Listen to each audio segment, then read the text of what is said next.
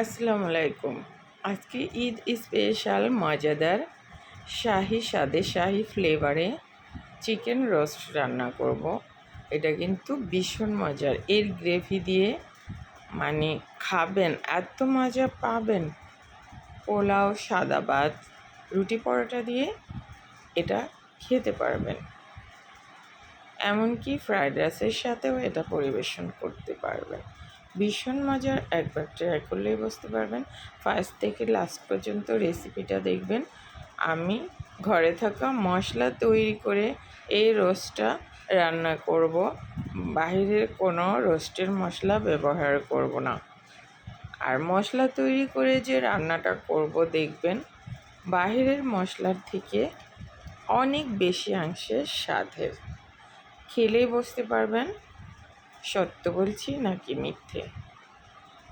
প্রিয় দর্শক, রেসিপিগুলো ভালো লাগলে ফলো ও সাবস্ক্রাইব করে নিয়মিত পাশে থাকবেন।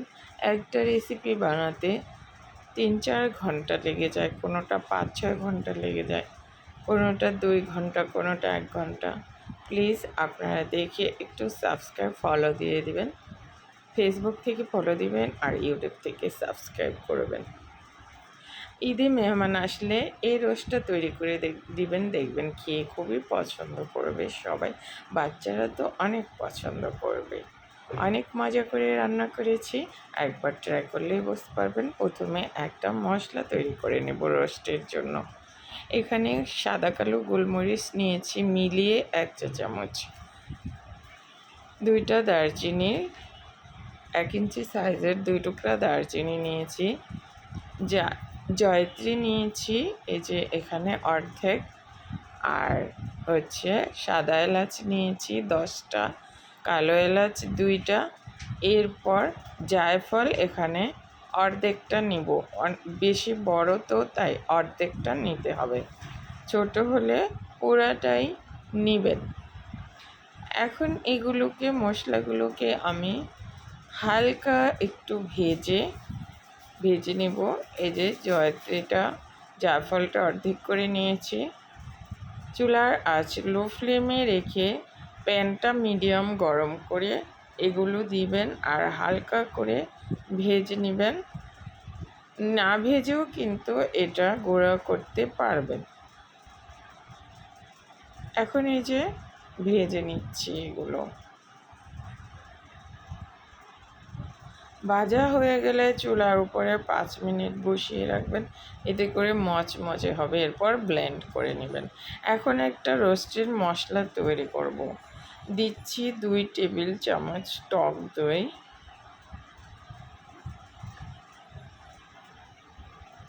এবারে দিচ্ছি আদা আর রসুনের পেস্ট 2 চা চামচ। যেহেতু আমি একটা চিকেন রোস্ট করব সেই অনুপাতে আমি মশলাগুলো নিচ্ছি। আর হাফ টেবিল চামচ নিলাম টক দই। এরপর ওই যে মশলাটা তৈরি করলাম সেটা দিলাম 1 চা চামচ, জিরার গুঁড়া 1/2 চা চামচ, ধনিয়ার গুঁড়া দিচ্ছি এখানে 1/2 চা চামচের একটু বেশি, মরিচ গুঁড়া দিচ্ছি 1 চা চামচ।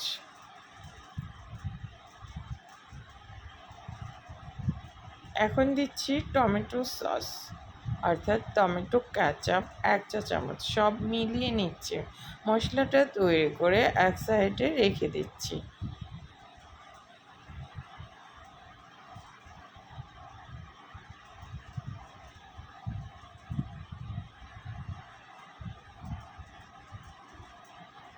মশলাটা ভালো মতো গুলে নিতে হবে।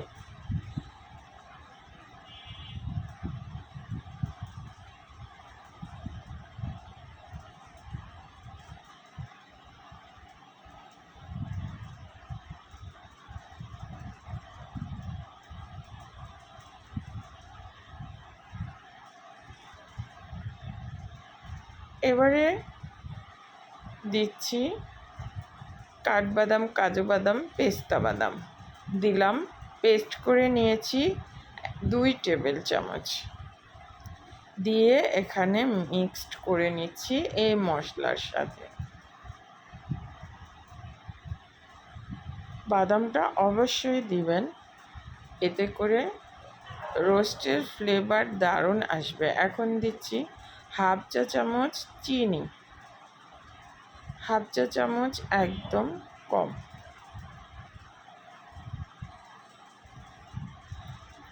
এবারে সব মিলিয়ে মিশিয়ে এক সাইডে রেখে দিচ্ছি। এবারে চিকেনগুলো ম্যারিনেট করব। দিলাম সামান্য লবণ অর্থাৎ স্বাদ মতো, দিচ্ছি জর্দার কালার অল্প একটু। এবারে এগুলো মাখিয়ে নিচ্ছি।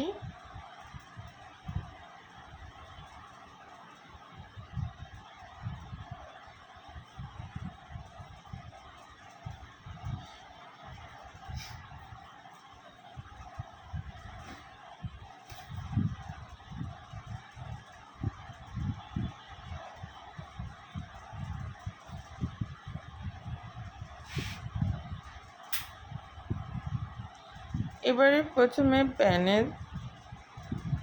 1 কাপ তেল দিলাম, 1 কাপের থেকে একটু কম। প্রথমে আমি বেরেস্তা করে নিচ্ছি হাফ কাপ পেঁয়াজ কুচি। তেলটা গরম হয়ে গেলে তারপরে পেঁয়াজটা দিবেন। প্রথমে চুলার আঁচ হাই ফ্লেমে রেখেছি। এরপর আস্তে আস্তে কালার চলে আসবে। এই যে এখন চুলাটা বন্ধ করে দিব, নয়তো কিন্তু বেশি হয়ে যাবে। চুলা বন্ধ করে এগুলো তেলটা যা গরম থাকবে সেই তেলেই কালারটা চলে আসবে। রোস্টের বেরেস্তাটা বেশি কালার করা যাবে না, হালকা বাদামি। এখন তুলে নিলাম। প্রতিটা পেঁয়াজের টুকরাই তুলে নিতে হবে তেল থেকে, নয়তো রোস্টের কালার কালো দেখাবে। এরপর আমি সেম তেলে চিকেনগুলো ভেজে নিব।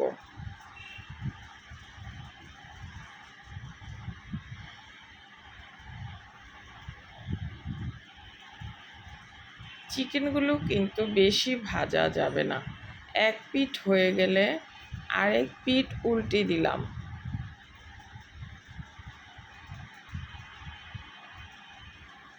চুলার আঁচ মাঝারিতে রেখে এই যে দেখেন ভাজা হয়ে গেছে।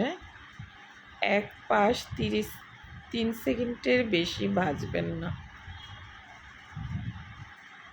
এখন আবার এগুলোও দিয়ে দিলাম, নয়তো কিন্তু চিকেন শক্ত হয়ে যাবে।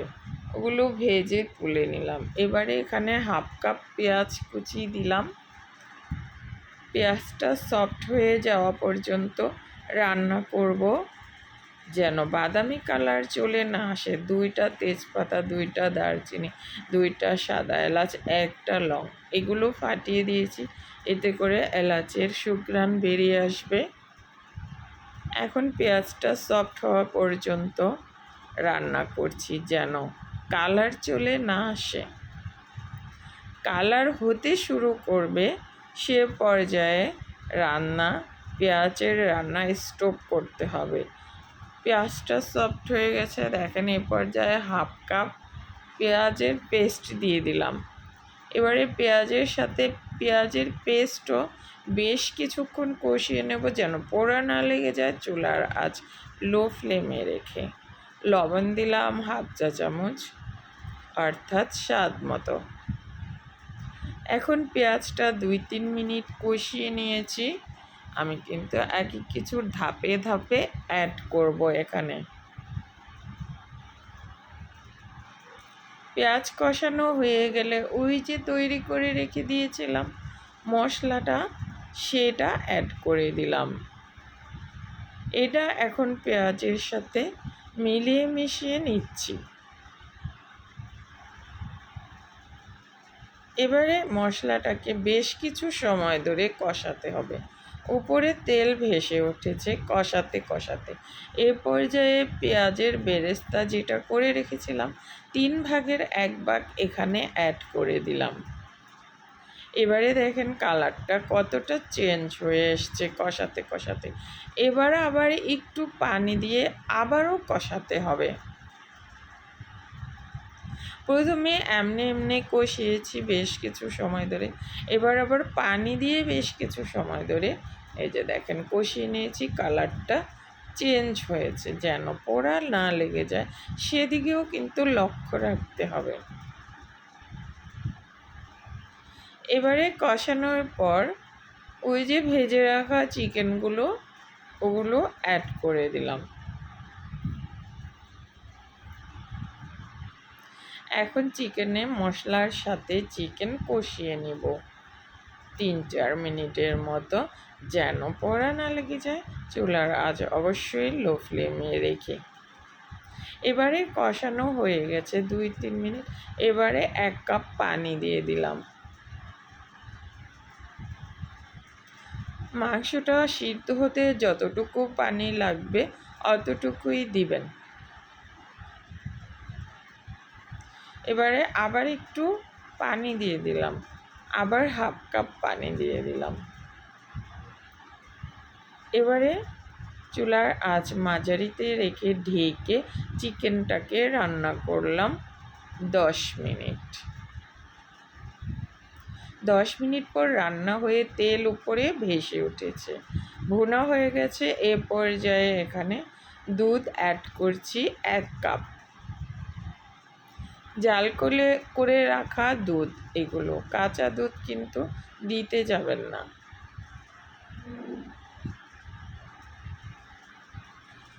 এই যে শাহি ফ্লেভারে রান্না করছি কেন বললাম।